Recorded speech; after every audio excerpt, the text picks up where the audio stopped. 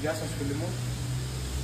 Έχουμε τελειώσει το φτερό, το μπροστινό είναι έτοιμο προς βαφή.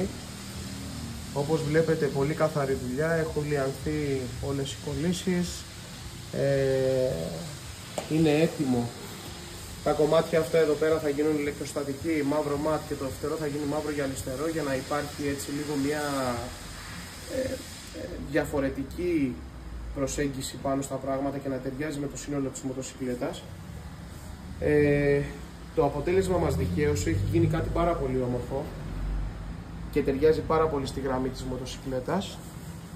Μείνετε μαζί μας και για τις υπόλοιπες κατασκευές, θα έχουμε πολύ ενδιαφέρον πράγματα. Θα προχωρήσουμε στο plate της πινακίδας, στο plate του φαναριού και σε διάφορες άλλες κατασκευές.